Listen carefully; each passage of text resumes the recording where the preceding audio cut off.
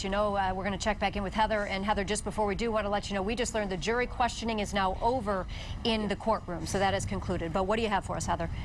Okay, Mike Rataj, one of Bobby Ferguson's lawyers, is joining me live. Mike, just your gut reaction to today's verdict. Well, obviously, we're disappointed, to say the least, Heather. I was surprised by the verdict. I thought for sure that we had established reasonable doubt on the RICO counts and the other substantive counts of bribery and extortion. But, you know, it is what it is. I mean, we play in this. I mean, this is what we do for a living, and we have to respect the juror's verdict, you know, whether it's good or bad. And I do know that the jurors took their job seriously, and I don't think that it was an easy decision for them. But, you know, obviously, we got to let it soak in right now because, you know, we're a little bit in a state of shock because we thought we would that things would turn out a lot better than they actually did. So we're disappointed. Was there a moment when you felt the tide turn up there during the trial where you started to get a little bit worried? I know you're confident. You're a confident person. But was there a moment, was there a particular piece of evidence or something that where you really felt the tide turn? No, not really. I mean, you know, every day was a different fight. And, you know, so I can't put my finger on one thing that would make me think, well, you know, oh, we're doomed now because of that. I never thought that for 1 minute. I thought that all of us defense lawyers had vigorously cross-examined the prosecution's witness and punched holes in their story. But apparently it wasn't enough. So, you know, we've got to pick ourselves up and dust ourselves off and move on and continue the fight, because that's what we do. We defend people's rights and we fight for the Constitution. And sometimes you win, sometimes you lose. There's not a lawyer in this country, no matter how great they are, hasn't come out of court and hasn't lost a trial. And so, you know, you got to pick yourself up and move on. So, but right now it's a hard pill to swallow for sure. I know you've told me Mr. Ferguson's a very spiritual man. How do you think he's doing right now? I'm gonna go talk to Bobby right now, and you know, I got to get a beat on it, and we'll see how he feels. I'm sure he's disappointed, and but Bobby does believe in a higher power, and he does believe in the Lord Jesus Christ, and you know, he'll rely on him for strength down the road here. What did you make of what the jurors had to say in there? I don't really want to comment on that. I was, you know, I agree with the fact that they took their job seriously. I have no doubt about that. And I don't really think they got into specifics, so it's really hard to determine what their verdicts rested on, other than to say what they said, which is they looked at each piece of evidence individually and each count individually, and they made their decision accordingly, and we have to live with that. Even though, you know, we respectfully disagree, it is what it is. The Malin Cliff charge, you had a bit of a win there. That was somebody you cross-examined. It was a very memorable cross-examination. Your thoughts on that? Well, I mean, you know, I don't think well, you know, the jurors did talk about that a little bit in there, and they didn't believe the story. So, it's, you know, that one went by the wayside.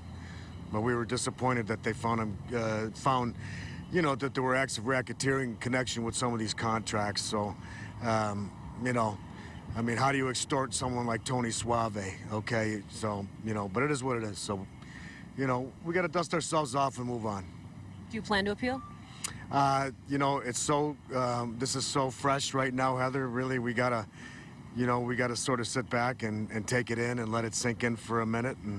And then tomorrow will be another day, and we'll think it through and figure out where we're going from here. What about Mr. Ferguson's other case, the Garden View case? Do you think that will still go forward now that he's been convicted? I have no clue. You have to talk to the U.S. Attorney's Office about that. What's going to happen at 1:30? There's going to be a bond hearing. And what do you hope to say? What's your hope? Well, I mean, we would hope that the judge would let him out on bond, like she does, like most of the judges in this building do, even with drug dealers and things like that, who are out on bond pending sentence. And I don't think these fellas should be treated any differently, but that'll be up to the judge. They've been to all their hearings. That's the point. That they're well, the two major issues: are they a flight risk, and are they a danger to the community? And I would submit to you on both of those issues, the answer is no. Tell us your reaction to the verdict today that came down. Well, we're, you know, disappointed, obviously, to say the least. You know, you go into these things expecting to win. You don't go into them expecting to lose. And so when you come out and it doesn't go your way, obviously it's a tough pill to swallow. Based on the fact that there were some guilty verdicts and some non-guilties, what does that tell you? Do you feel the jury did a thorough job? Well, listen, in this business, we got to put our hands, I mean, that's the way the system works. This is the way the thing has been set up over 200 and some odd years ago, right?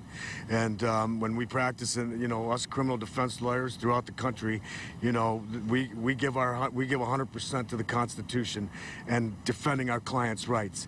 And at the end of the day, you have to rely on the jury to, follow their oath and look at the evidence and come away with a just decision.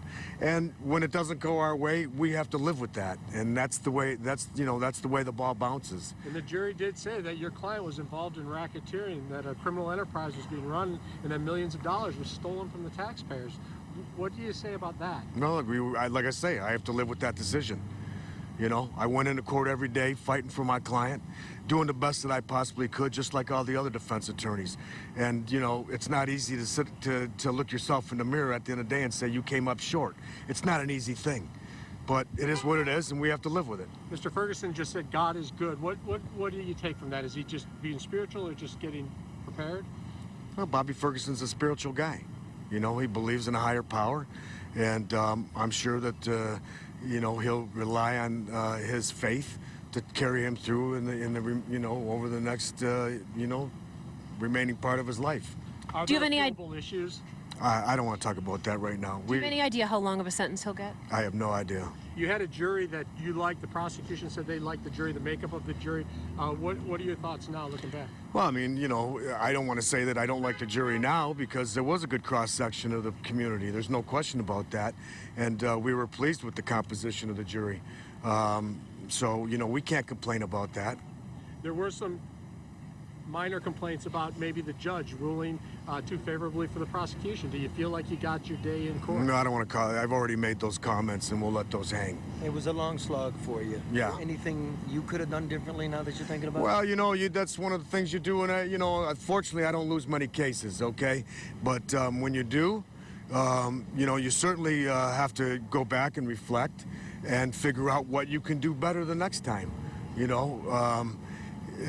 You're always going to second guess yourself. Otherwise, you're never going to improve as an attorney. So, you have to, you have to look at yourself in the mirror, and you have to figure out, well, what could I have done better? That's certainly part of the process, and we all do that, so. You think Mercado pleading guilty early in this thing sort of twisted the jury a little bit? It's hard to say, Charlie. I have no idea. I mean, I think that was asked of one of the jurors in the press conference there inside the courtroom, and they claimed that it made no difference because the judge told them that they're not to consider that, and they said they didn't consider it. So I have to take them at their word. Mike, I apologize. Yeah. This has been asked, but how do you feel about the prosecution's move to ask for an immediate remand? Is that unusual? Is that piling on? I think so. Because, I mean, there's a lot of people that are charged with a lot of things and are convicted and plead guilty to a lot of things in this building. And usually 9 times out of 10, they're given bond pending sentence. And the two major issues are whether they're flight risks and whether they're dangers to the community. And I would submit to you, as I've stated earlier, that they're not. So they should be awarded bond pending appeal, but we're going to have to go slug that one out. So people believe that there's millions of dollars that are missing and that they would have the financial resources to flee if they wanted to. Well, I don't. You guys would know about that than I. But I don't think that Mr. Kilpatrick is a flight risk, and I know Mr. Ferguson's not a flight risk, and he's certainly neither one gentlemen are dangerous to the community. So they should be treated like everybody else that comes through this building. Sir, I came in a little late. Did you say you would appeal? What are the chances? I don't know anything about appeal. I mean, the smoke hasn't even cleared yet. So to talk about an appeal at this point is premature. Mike, I know you're a hopeful guy. We just came out of the courtroom. We asked the jurors how they felt about the lawyering. Yeah. And every answer that came back from them was that it was the evidence that resulted in this decision. Sure. Does that give you any comfort on a day when I know you're hurt? Not really, ML, to be honest with you. what you hope to do is as I've talked for the last 6 months out here on the corner, that, you know, the case is in the cross-exam, and so we're disappointed that we did not, apparently, on most of the issues, punch holes in the government story, although we felt that we had. So, you know. Do you think it hurt at all that the defendants chose not to talk? I know it's not to be held against them, but do you think jurors would have wanted to hear from them? No, you know what? I mean, they said it wouldn't have made any difference. And so, again, I'm going to have to take them at their word on that. But, you know, they all have a constitutional right not to testify, and that silence can't be used against them. And that is that's one of the foundations of our system of justice. So I would hope that it didn't play any role whatsoever.